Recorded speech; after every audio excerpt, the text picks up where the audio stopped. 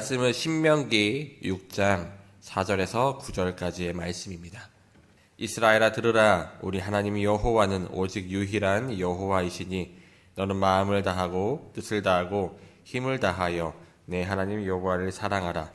오늘 내가 내게 명하는 이 말씀을 너는 마음에 새기고 내 자녀에게 부지런히 가르치며 집에 앉았을 때에든지 집을 갈 때에든지 누워있을 때에든지 일어날 때에든지 이 말씀을 강론할 것이며 너는 또 그것을 내 손목에 메어 기호를 삼으며 내 미간에 붙여 표를 삼고 또 내 집 문설주와 바깥문에 기록할지니라. 아멘. 신명기에서 모세는 인간의 가장 크고 첫째 되는 계명에 대해 하나님을 지정의를 다해 사랑하는 것이라고 밝힙니다. 그리고 이어서 하나님을 사랑하는 구체적인 방법으로 말씀을 마음에 새기는 것과 말씀을 자녀에게 전수하는 것과 말씀을 삶으로 실천하는 것을 제시합니다. 특별히 모세는 이 세 가지 중에서도 말씀을 자녀에게 전수하는 것에 대해 대단히 강조점을 둡니다. 사실 말씀을 자녀에게 전수하려고 하면 먼저 부모 안에 말씀이 새겨져 있어야 하고 삶으로 그 말씀을 실천할 수밖에 없기 때문입니다. 먼저 자녀에게 왜 말씀을 전수해야 하는지에 대해 생각해 보겠습니다. 방법보다 더 중요한 것은 이유에 대해 정립되는 것입니다. 사실 자녀 출산과 자녀 교육의 이유는 그것이 우리의 일이 아니라 하나님의 일이기 때문입니다. 자녀를 낳는 진짜 이유는 생육하고 번성하여 경건한 자손을 얻으라는 하나님의 명령 때문이며 자녀를 양육하는 진짜 이유는 하나님을 사랑하고 그분의 계명에 순종할 하나님의 자녀를 만들기 위함입니다. 이와 같은 왜 문제가 명확해지면 자녀를 양육하는 과정에서 일어나는 어떤 어려움도 하나님께서 세우신 가정의 성직자로서 감당할 수 있습니다. 자녀에게 어떻게 말씀을 전수할 수 있는지에 대한 전형은 어거스틴의 어머니 모니카입니다. 어린 시절부터 방탕한 생활과 이단에 물든 삶을 살았던 어거스틴이지만 어머니의 모습을 통해 자신의 내면에 새겨진 하나님의 사랑에 대해 이렇게 기록하고 있습니다. 하나님을 향한 사랑만큼은 소년 시절부터 내게 불어넣어진 것이요 내 골수까지 파고든 것이었다. 모범은 인생에서 가장 좋은 학교입니다. 삶의 모범으로 가르치는 양육은 자녀의 가슴에 분명 지워지지 않는 흔적을 남깁니다. 모니카의 자녀 양육의 두 번째 키워드는 믿음의 기도입니다. 어거스틴은 지혜에 대한 사랑이 있었지만 자신에 대한 교만과 육체의 정욕과 물질에 대한 탐심을 놓지 못한 상황에서 그것을 추구하다 보니 자연스럽게 거짓된 신앙에 매달리게 되었습니다. 그래하여 그는 19살 때부터 32살 때까지 만이교에 빠져 있었습니다. 모니카는 이런 아들의 영적인 죽음으로 인해 육신이 죽었을 때보다 더 많은 눈물을 쏟았고 다시 한번 영적으로 그를 낳기 위해 얼마나 큰 상고를 치렀는지 모릅니다. 하지만 그녀의 기도의 방점이 간절함이 아니라 믿음에 찍혀 있었다는 사실을 분명히 알아야 합니다. 눈물로 기도하는 어머니의 자녀는 결코 멸망할 수 없습니다라는 유명한 말도 만유에 빠진 아들을 만나서 조언해달라고 애원하고 안다라는 그녀에게 준 한 주교의 책망의 말이었습니다. 그리하여 그녀는 칠흑 같은 어둠 속에 있는 아들에게 빛을 비춰주시도록 간구하는 탄식은 줄어들지 않았지만 그것은 분명 희망과 확신 가운데 드리는 기도로 변하게 되었습니다. 자녀 양육의 세 번째 키워드는 지혜에 대한 사랑입니다. 성경은 이 세상의 지혜를 피하고 비웃으라고 했지 지혜 자체를 사랑하지 말라고 하지 않았습니다. 그런데 모니카의 지혜는 연구에서 비롯된 것이 아니라 덕스러운 생활과 기도와 온 마음을 다해 성령 음성에 귀를 기울이는 태도에서 비롯된 것입니다. 하나님을 사랑하고 이웃을 사랑하는 마음이 풍성했던 그녀는 철학자들의 지혜에 의존할 필요가 없었습니다. 내주하시는 성령님의 지혜에 철저히 관통당했고 깊은 완숙함에 이르게 된 것입니다. 사실 잠언의 주제는 지혜의 사랑이며 신약은 바로 이 지혜가 예수님이심을 분명히 밝히고 있습니다. 오늘 본문에 나오는 내용을 가지고 질문에 대해서 함께 나눠보도록 하겠습니다. 첫째로 모니카의 자녀 양육의 첫 번째 키워드는 무엇입니까? 라는 질문입니다. 오늘 본문에 나오는 모니카는 우리가 잘 알고 있는 성 어거스틴의 어머니입니다. 기독교 2000년 역사가 배출한 가장 위대한 신학자 중에 한 명인 어거스틴은 기독교 역사에서 정말 빼놓을 수 없는 사람 중에 한 명입니다. 하지만 그 성 어거스틴은 태어났을 때부터 하나님의 일을 하며 신실한 사람은 아니었습니다. 어거스틴이 기록한 참회록에서 고백한 바에 따르면 그는 어린 시절 방황하며 하나님을 떠난 삶을 살았던 사람이었습니다. 그는 부모님이나 선생님의 말씀을 듣지 않고 죄를 범하던 사람이었다고 말합니다. 자기는 학문을 싫어했기 때문에 억지로 공부하는 일이나 또 특히 신학 성경의 원어인 헬라어를 배우는 것을 무척이나 싫어했습니다. 친구들과 더불어 빈둥거리며 남의 물건을 훔치기도 하였고 또한 밤중에 이웃집의 배나무를 흔들어 배를 따먹기도 하였고 또한 돼지에게 던져주기도 하였습니다. 더구나 결혼도 하기 전에 한 여인과 수년 동안 동거 생활을 하고 아이까지 갖는 과오를 범하기도 하였습니다. 그러나 그의 어머니 모니카는 그를 위해 늘 기도하며 그를 하나님의 자녀로 키우기 위하여 노력하였습니다. 그래서 그녀는 세 가지의 키워드를 가지고 자녀를 양육하였는데 모니카의 자녀 양육의 첫 번째 키워드는 바로 삶의 모범입니다. 모범은 인생에서 가장 좋은 학교입니다. 삶의 모범으로 가르치는 양육은 자녀의 가슴에 분명 지워지지 않는 흔적을 남기게 되는 것입니다. 아프리카의 성자 슈바이처 박사에게 자녀 교육에 대해서 가장 중요한 세 가지가 무엇이냐라고 물어봤을 때 첫 번째 본보기, 둘째로도 본보기, 셋째도 본보기라고 말했습니다. 자녀가 공부에 흥미를 갖기를 원한다면 그 방법은 아주 간단합니다. 부모가 시간을 내어서 책을 읽고 공부하는 모습을 보여주면 되는 것입니다. 자녀가 몸이 튼튼하기를 원한다면 부모가 시간을 내서 운동을 하면 되는 것입니다. 칸트는 어느 누구에게나 나와 같이 똑같이 행하라고 말할 수 있도록 행동하라 라고 말했습니다. 생각은 쉽고 행동은 어려운데 이 세상에서 가장 어려운 것은 생각을 행동으로 옮기는 것입니다. 부모가 말로 하지 않고 행동으로 보여주는데 어떻게 자녀가 부모를 존경하지 않고 따르지 않을 수가 있겠습니까? 사도 바울은 역시 우리 성도들에게 사랑과 겸손과 전도와 기도에 먼저 본을 보여주었습니다.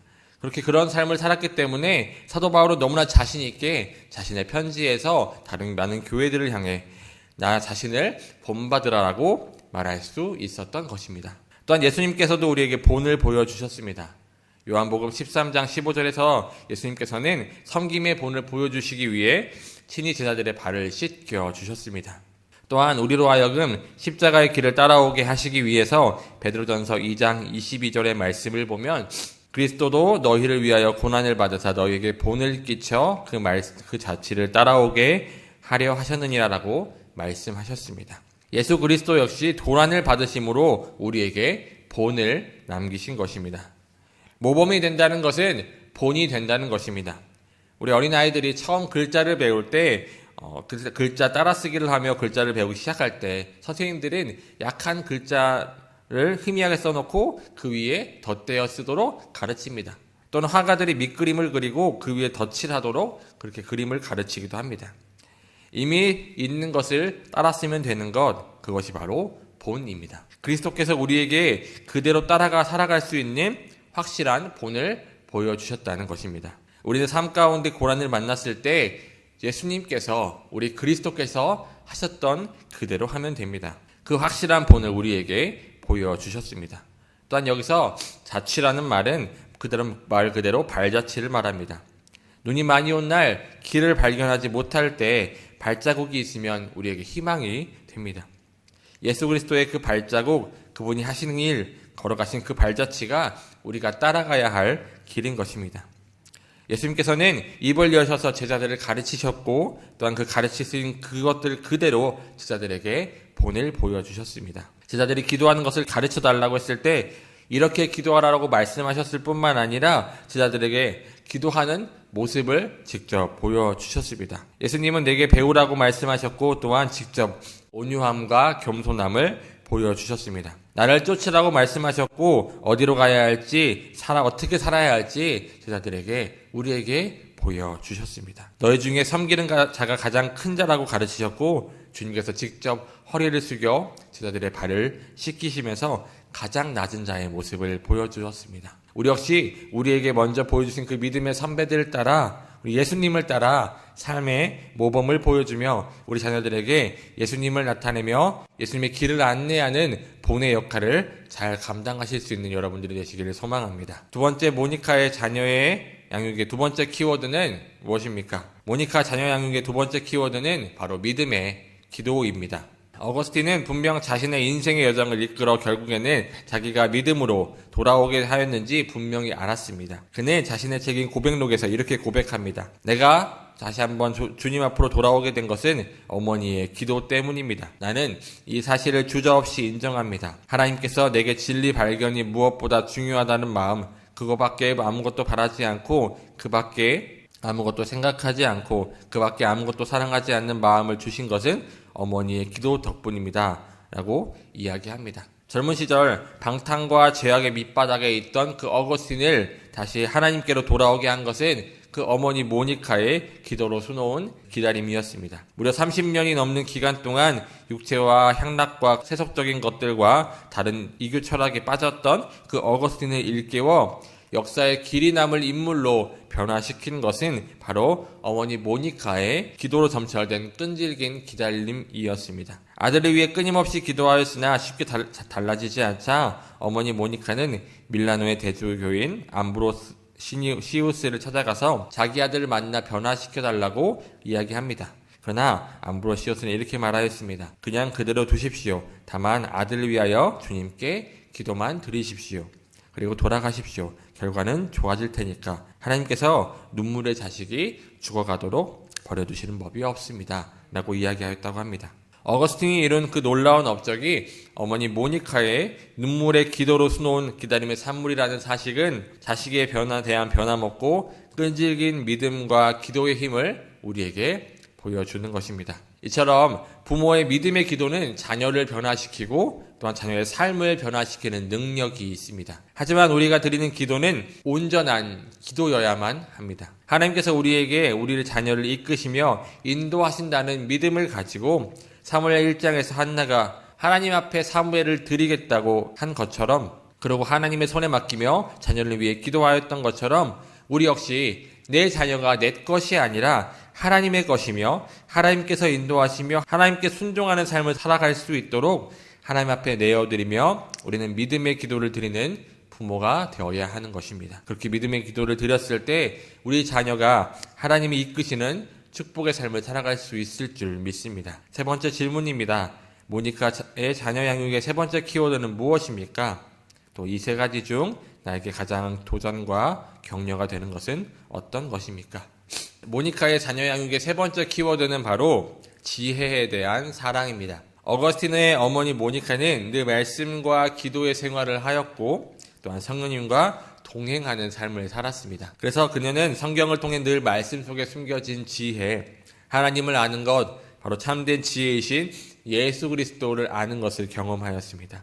또한 그녀는 참 지혜이신 예수 그리스도를 사랑하는 사람이었습니다. 이 모니카는 자신이 죽을 때까지도 자신의 자녀들이 믿음 안에서 살아가며 하나님을 만나는 삶, 하나님을 알아가는 삶, 지혜이신 예수님을 사랑하는 삶을 소망하였던 사람이었습니다. 그녀는 죽기 전에 이렇게 고백하였다고 합니다. 내 몸은 어디에 묻어주든지 상관이 없다.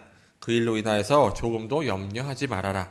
다만 한 가지 너희에게 부탁한다. 너희들이 어디에 있든지 주님의 제단에서 나를 기억해다오. 라고 말했다고 합니다.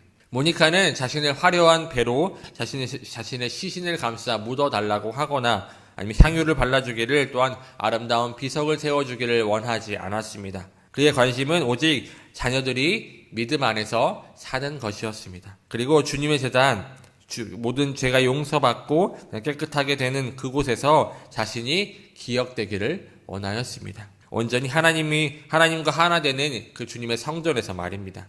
그것이 그녀의 삶의 가장 우선순위였으며 그녀가 갖고 있는 자녀 양육의 핵심이었습니다. 우리는 모니카를 통하여서 우리 자녀를 향한 우리의 모습을 한번 돌아보기를 소망합니다. 우리가 삶의 모습을 보여주며 또한 우리 자녀의 내면 속에 하나님의 사랑을 새겨놓고 있었는지, 우리의 눈물의 기도가 죄악과 어둠 속에서 살아가는 우리의 자녀들에게 희망과 확신을 주는 기도가 되었는지, 또한 하나님을 향한 사랑으로 우리가 참된 지혜에 있는 예수님을 전해주며 예수님을 사랑하도록 하였는지 우리가 한번 돌아보아야 할 것입니다. 하지만 결국 오늘 본문의 신명기 6장 4절에서 9절의 말씀과 오늘 함께 나눈 그 성 어거스틴의 어머니 모니카의 이야기에서 우리가 반드시 붙잡아야 할 핵심은 바로 하나님입니다. 우리의 믿음을 다음 세대에 전하기 위해 우리가 자녀를 양육하는데 하나님이 빠져서는 안 된다는 것입니다. 하나님을 향한 믿음의 삶의 모범이 되어야지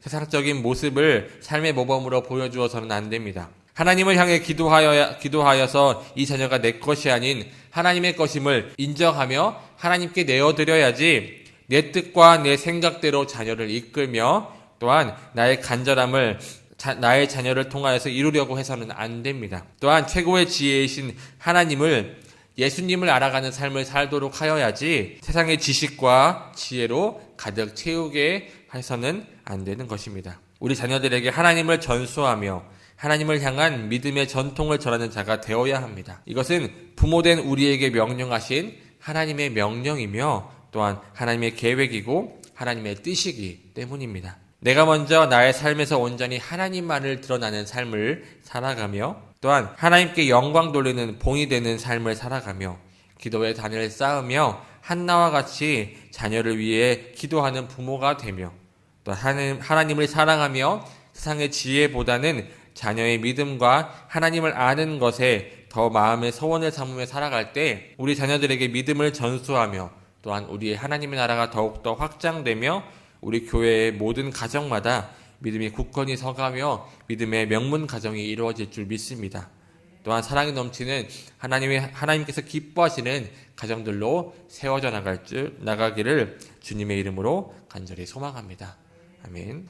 하나님 감사합니다. 아버지 하나님, 우리 특별히 우리 자녀들 한 사람 한 사람 지혜를 더하여 주시옵시며 앞길을 붙들어 주시옵시고 우리 힘들고 어려운 이 시대 가운데 우리 자녀들이 늘 승리하며 나아가시는 기도의 용사들이 될 수 있도록 주여 함께하여 주시옵소서. 오늘도 함께하시는 주님을 찬양하며 경배드립니다. 아버지 하나님, 우리 삶을 인도하시는 그 주님 앞에 우리가 늘 아버지 하나님 의지하며 아버지 주님의 아버지께서 섭리하심을 따라 살아갈 수 있는 우리 모든 성도님들 될 수 있도록 주여 함께하여 주시옵소서.